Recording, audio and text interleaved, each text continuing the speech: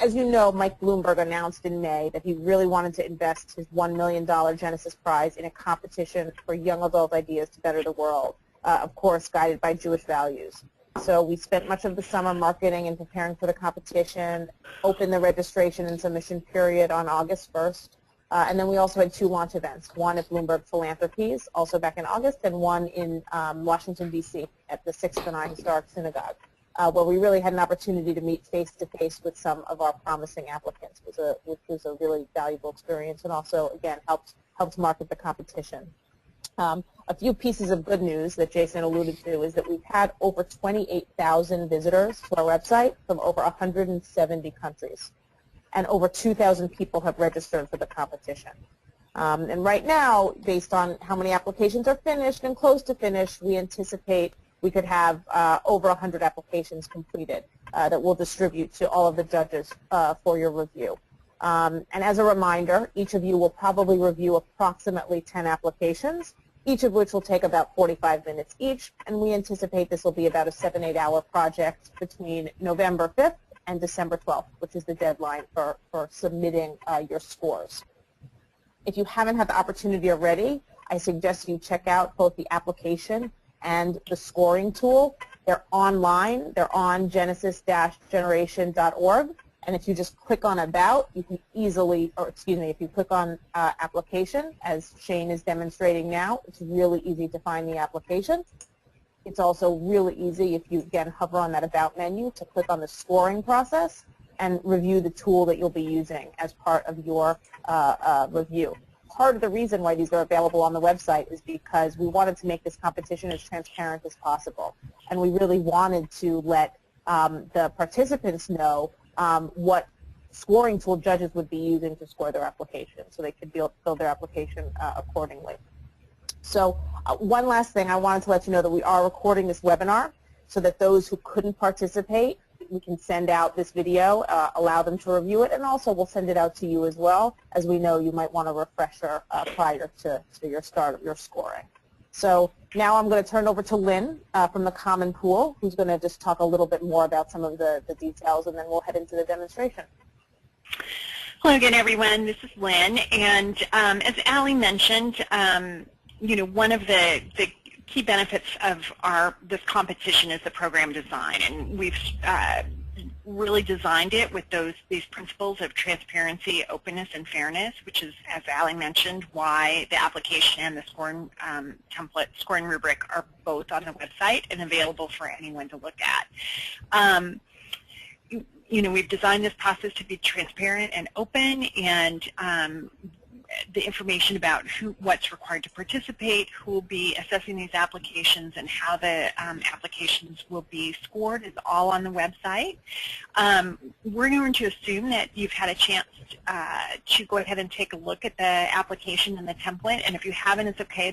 You've got plenty of time to do it, but for just the purposes of today's conversation, we'll assume that you've had a chance to take a look at the information that's there. And really what we're going to be doing today is to dig in to exactly how you're going to go about acting as a judge and how you'll score the teams that have been assigned to you. There'll be an opportunity for questions and answers. It's a pretty small group, so it's certainly not a problem if you want to chime in when you have a question, but typically we just ask people to wait until the end, and part of that is that I usually end up muting everyone during the presentation just because sometimes there's a little bit of background noise. So if you're speaking and nothing's happening, it's because I've got you on mute, and then I'll unmute everyone at the end. And with that, I'm going to go ahead and turn it over to Shane. Okay, thank you, Lynn. So when the distributions are made, everybody will be receiving an email that will have your email address and a password that's been randomly chosen for you. And you'll have your instructions, and the website URL link will be in that email. So the judging start date is going to be November 5th, and at that point in time, you're going to be going to the genesis-generation.org website. It won't be the demo site as you're seeing today, so just make sure you use the link that you get in the email. And when you get to that site, you'll land on the home page, and at the top of the home page there is a login button. So you'll click the login button and you'll type in your email address, and I'm going to just use a demonstration judge email. I don't have that on my screen now. You don't see Shane typing into the No, login? I had everything when he went through the, oh, I see it's up there. Okay, I got it. All right. Okay. Great. Sorry. Looking at the wrong place. There's a lot going on here. Okay. Okay. Sure. Yeah. And stop. Rampant. Yeah, I got it. Stop me anytime your screen's not showing what you think it should be. Okay, perfect. So after you type in your email address and the assigned password that you'll receive, you'll click the sign in button. That's going to take you into the back end of the website. You're going to be presented with a dashboard screen that will have all of the applications that have been distributed to you. And all applications are distributed at once, so you'll see your full range that, that you're going to need to judge. There are two ways to get to the judging history screen, the full history screen. The way that you're going to typically get there is by hovering over the dashboard menu and then clicking on the judging history link. Okay, so that's going to take you to the full screen, and we've done one of these demonstrations already, so you're going to see that a couple of them have scores that are already outlined. But you, on the screen, it will have your name at the top. There'll be the judging deadline, which Allie said earlier is December 12th. And then there's each of these columns in this grid. So the first column will have a link that says review. That's where you'll click to actually go in to read the applications and use the trait scoring rubric. The second column will have the name of the person who submitted the application. You'll have the start date at which the judging process began. You'll have the scores in which you have given to each applicant. There'll be an indicator as to whether or not the rubric is finished, and then a close date. So let me just say something about this close date column. As you complete the rubric, you'll have an opportunity to close each of the applications. And a lot of times judges will want to wait till the end, and that's perfectly fine to close the applications. You'll have, if you decided that you wanted to close them as you read them, you have that opportunity as well. But just know that once an application is closed, you'll no longer be able to do any more scoring or commenting on them. So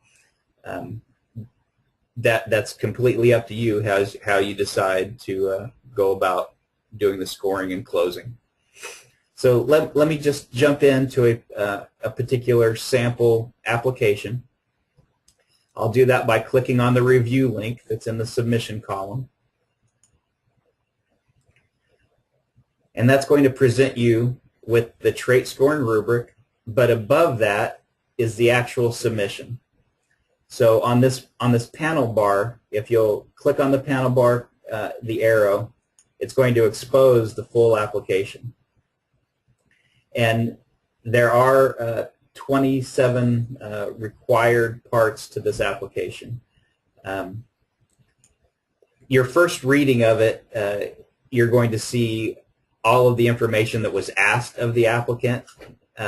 After you've gone through and read once, you'll really just want to focus on the area that has a line around it and is in beige, which are the answers that the applicants gave for each of the questions. So I'm going to scroll through this just kind of quickly. Again, there are 27 required parts to this application. And there are a couple of different most of them are text areas that they're entering just text into.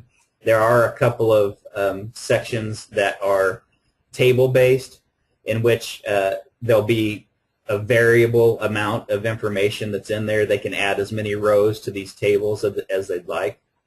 The project plan is one of those. They're asked to type in a description and then a start date and end date for each task, and it calculates the task duration. Then they do have the ability to enter notes on their project plan. And then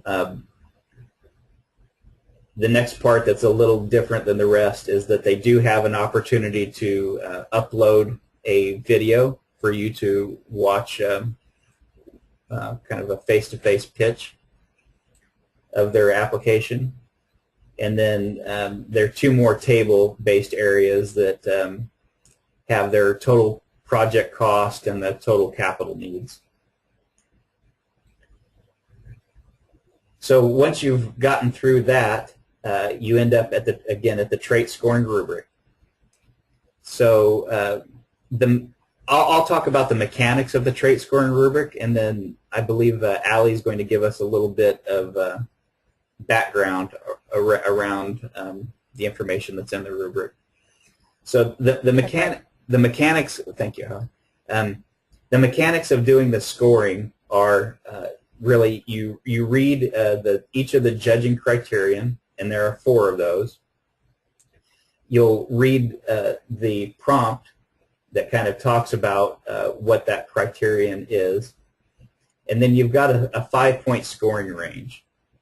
In that scoring range, you've got really a description of what each of those scoring ranges means.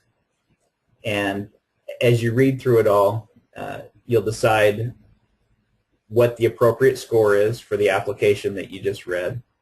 You'll take your slider bar and move it back left and right to the appropriate score that's to a 1/10 of a decimal. And then you're going to need to type in a 50-character comment. So let me just type in a sample.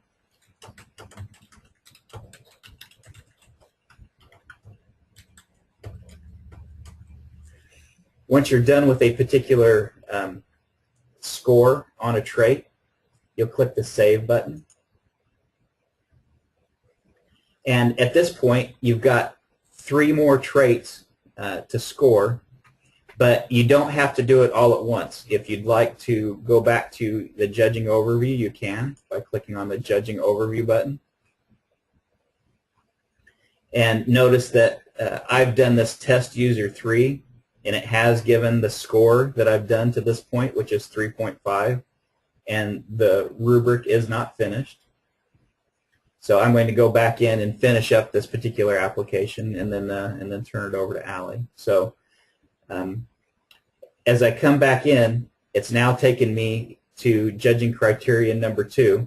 It knows that I've already done number 1, and I can again give another score. Say I didn't feel like this was really a great effort, so I'll give it a 1.6, and I'll put in my comment. And instead of going back to the judging overview this time, I go ahead and save it, and now I'm going to click Next to go to judging criteria number 3. So I'll give that a score. I'll put in a sample comment.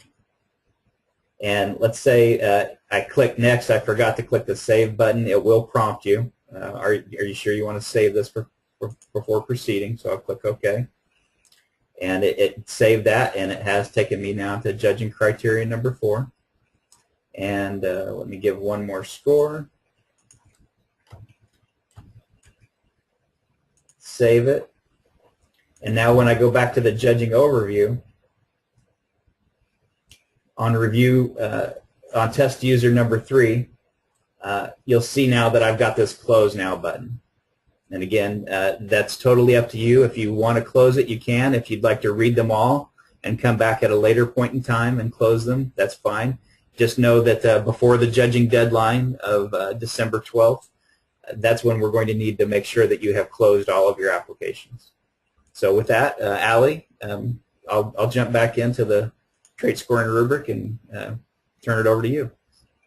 Great, great. I just wanted to take a few minutes now that Shane walked through all the mechanics of how the system works and just talk a little bit about the 4 traits that he mentioned, because as you're reading the applications, these are really the things that you should be thinking about and making sure that these applicants are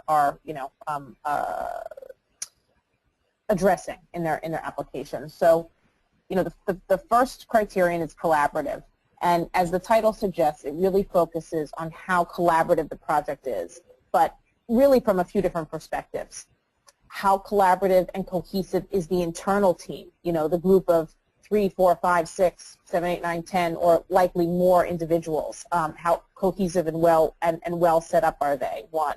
Are they able to articulate a shared vision? Is it clear that this is a team that is together and behind, a common idea of what they want to achieve? And then last, beyond internally, how have they demonstrated that they're planning on leveraging partners, both likely in the location where they want to implement their project, but also potentially more broadly than that. So it's important to really think through all of those things as you're thinking about the collaborative criterion. The next one is intentional. And what this really refers to is, how clear is the solution in articulating that it's going to deliver benefit and succeed as a first part. And second, how well-intentioned is it in that it is really driven by Jewish values. And this is where you would assess, again, how well the project did in articulating how Jewish values are driving the project.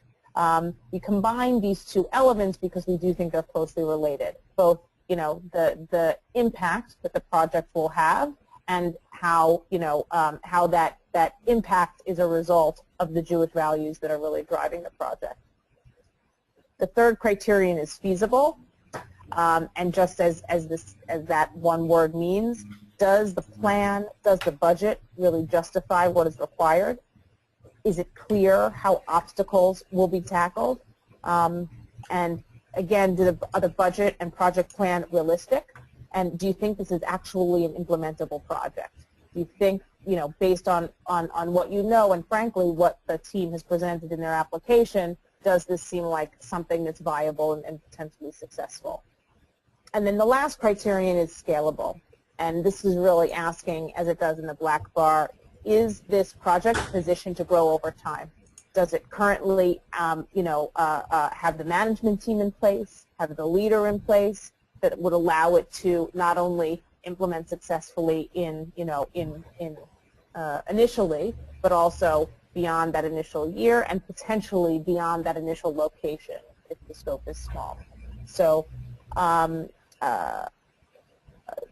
those are really the key ingredients that you should be thinking about as you're reviewing your application, and then it'll make, actually filling out the scoring rubric that much easier. And Shane, I can hand it back to you. Okay, well, so with that,